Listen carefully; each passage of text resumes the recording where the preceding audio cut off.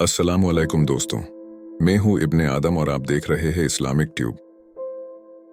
दोस्तों, मंगोलों को कौन नहीं जानता था। शायद ही ऐसा इंसान इस दुनिया में मौजूद होगा कि जो हिस्ट्री में इंटरेस्ट रखता होगा लेकिन मंगोलों के बारे में नहीं जानता होगा। मंगोल वह जालिम कौम थी कि जो 12वीं सदी के आखिर में अपने एक सरदार जिसका नाम चंगेज खान था, उसकी सिपह सालारी में पूरी दुनिया जीतने के ख्वाब लेकर निकली थी और शायद मंगोलों का यह ख्वाब पूरा भी हुआ था। मंगोलों ने 100 साल से भी कम वक्त में उस दौर की दुनिया की सबसे बड़ी सल्तनत कायम कर दी थी। इतना ही नहीं, मंगोलों की वह कायम की हुई सल्तनत इतनी बड़ी थी कि आज तक कितने साल गुजरने के बाद भी वह मंगोल सल्तनत दुनिया की दूसरी सबसे बड़ी सल्तनत मानी जाती है। दोस्तों, अब स्क्रीन पर मौजूद इस मैप को देखिए। यह मंगोल अंपायर का मैप है। इसमें हम साफ तौर पर यह देख सकते हैं कि वह चंगेज खान, जो कि शुरू में तो सिर्फ उस चाइना को ही फतह करने का ख्वाब देखा करता था, जो चाइना उससे हर चीज में कई गुना बड़ा था, लेकिन जब वह अपने से कई गुना बड़े और ताकतवर चाइना को जीतने में कामयाब हो गया, तो उसके हौसले इतने ज्यादा मजबूत हो गए कि वह चाइना से सीधा यूरोप की तरफ निकल पड़ा और रास्ता में आने वाले हर शहर को फतह करता चला गया, हर शहर में तबाही मचाता चला गया। और फिर कुछ वक्त के बाद आखिरकार वो दिन भी आ गया कि जब चंगेज खान और उसकी औलादों की मेहनत की वजह से उसकी यह सल्तनत चाइना से लेकर यूरोप तक फैल गई। यानी आसान शब्दों में कहें तो आधी दुनिया पर इनका राज हो गया था। और यह सब कुछ मुमकिन हो पाया था इनकी जंगली और जालिम किस्म की फौज की वजह से। इसकी फौज इतनी जालिम थी कि वह जिस इलाके को भी जीत लिया करती थी, उस इलाके में भरपूर तबाही मचा दिया करती थी। शहर को आग लगा दी जाती थी। शहर में रहने वाले किसी भी इंसान को नहीं बख्शा जाता था। यहाँ तक कि बच्चे, बूढ़े, औरतों पर भी यह लोग रहम नहीं किया करते थे। बल्कि हैरानी की बात तो यह थी कि यह जीते गए इलाके के जानवरों को भी मार देते थे और उस इलाके के सारे खेत और सारी हरियाली में आग लगा दिया करते थे। यानी वो किसी भी शहर को इस मकसद से नहीं जीता करते थे कि शहर को जीतने के बाद वह लोग इस शहर में एक अच्छी सल्तनत कायम करेंगे, बल्कि उनका मकसद सिर्फ और सिर्फ एक ही हुआ करता था, और वह यह था कि उस शहर के सारे माल को लूट लेना और शहर में रहने वाले हर इंसान को कत्ल कर देना। दोस्तों, सिर्फ इतना ही नहीं, यह लोग जंग जीतने के बाद सिर्फ अपने मजे यानी मनोरंजन के लिए मारे गए लोगों की खोपड़ियों के मीनार बनाया करते थे। चाइना और उस दौर की मजबूत रियासतों के साथ साथ उस दौर की सबसे डेवलप सिटी यानी बगदाद में इन लोगों ने ऐसी तबाही मचाई थी कि इस तबाही का अंदाजा आज भी आप लोग उस शहर में जाकर लगा सकते हैं। एक बार मंगोल जिस बड़े शहर पर हमला कर दिया करते थे, वह तबाही की वजह से 200-300 साल पीछे चला जाया करता था। यानी हम लोग यह कह सकते हैं कि उस दौर में खौफ और डर का दूसरा नाम ही मंगोल था।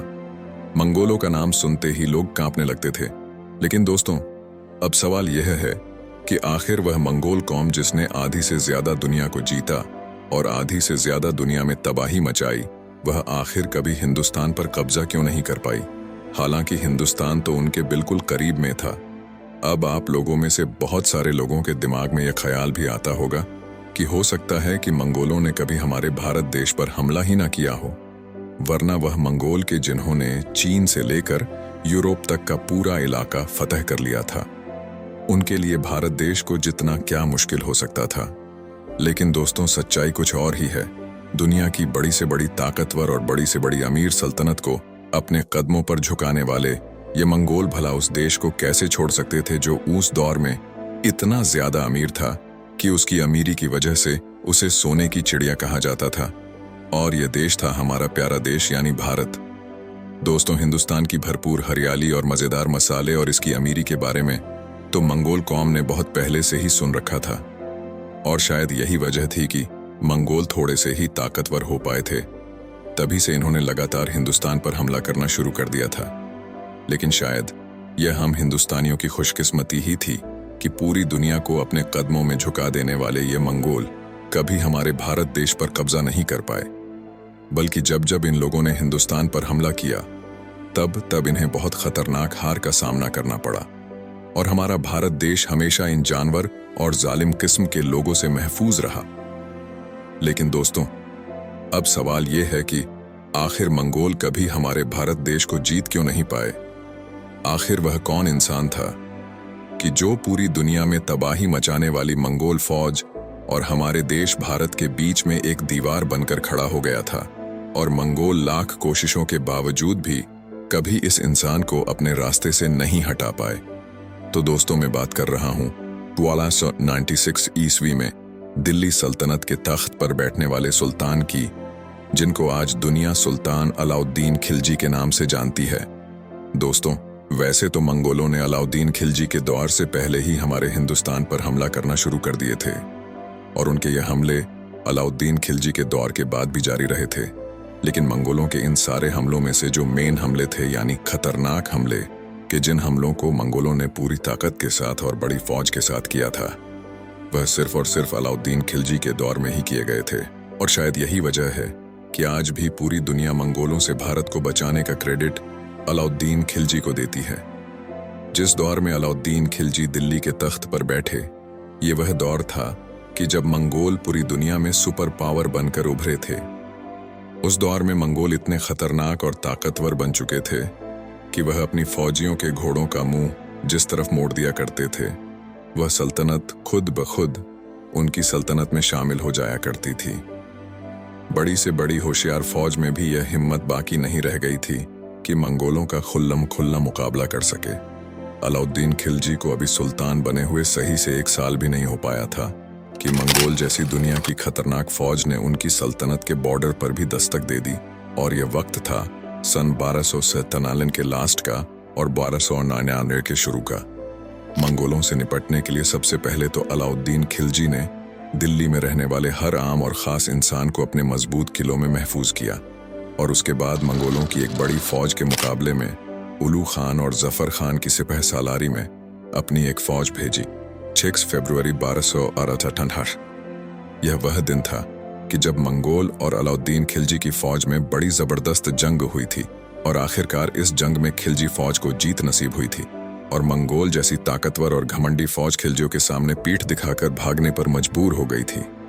दोस्तों, इस जंग में 20,000 से ज्यादा मंगोल फौजी मारे गए थे, और हजारों की तादाद में मंगोलों को कैद करके दिल्ली लाया गया था। और मंगोलों पर अलाउद्दीन खिलजी की इस जीत की वजह से हिंदुस्तान के लोगों का अलाउद्दीन खिलजी पर और ज्यादा भरोसा बढ़ गया था।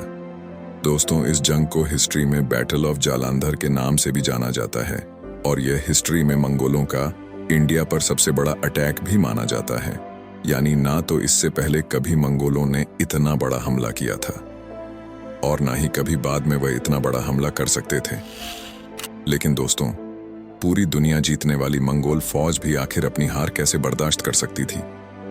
उसने जंग हारने के बाद फौरन दोबारा तैयारी शुरू कर दी, और 1 साल से पहले ही, यानी कुछ महीनों के अंदर ही 1298 के लास्ट में ही वह अपनी एक बड़ी फौज लेकर फिर से खिलाड़ियों पर अटैक करने के लिए हिंदुस्तान दौड़े चले आए। इस बार भी अलाउद्दीन खिलजी ने अपने सबसे होशियार और पसंदीदा सिपह सालार यानी जफर खान को एक फौज लेकर मंगोलों के मुकाबले के लिए भेजा, और जफर खान ने इस बार भी अलाउद्दीन खिलजी के भरोसे को बाकी रखा। जफर खान ने इस जंग में न सिर्फ मंगोलों को भागने पर मजबूर किया, बल्कि मंगोल फौज के हजारों फौजी मारे गए और हजारों पिछली बार की तरह कैद भी किए गए। लेकिन शायद घमंडी और ताकतवर मंगोल फौज ने भी यह सोच रखा था कि वो हिंदुस्तान को जीते बगैर चैन से नहीं बैठेंगे, और शायद यही वजह थी कि वह दूसरी जंग हारने के बाद भी सिर्फ कुछ ही महीने के अंदर, यानी 1 साल से भी पहले, तीसरा अटैक करने के लिए हिंदुस्तान में घुसते चले आए। लेकिन इस बार अलाउद्दीन खिलजी के लिए हालात शायद इतने अच्छे नहीं थे, क्योंकि अलाउद्दीन खिलजी की फौज उसकी सल्तनत में अलग अलग हिस्सों में बटी हुई थी, और शायद यही वजह थी कि अलाउद्दीन खिलजी ने अपने कमांडर यानी सिपह सालार जफर खान को यह हुक्म जारी किया था कि जब तक मेरा हुक्म तुम्हें ना मिले तब तक तुम मंगोलों पर अटैक ना करना, क्योंकि अलाउद्दीन खिलजी समझ चुके थे कि इस वक्त मंगोलों से लड़ने की बजाय उन्हें सिर्फ रोके रखना ही बेहतर होगा। लेकिन जफर खान ने अलाउद्दीन खिलजी की बात को नजरअंदाज करते हुए मंगोल फौज पर हमला कर दिया। जफर खान का यह हमला इतना जबरदस्त था कि कुछ घंटों के अंदर ही 5,000 से ज्यादा मंगोल फौजी मारे गए और सैकड़ों फौजी कैद भी कर लिए गए।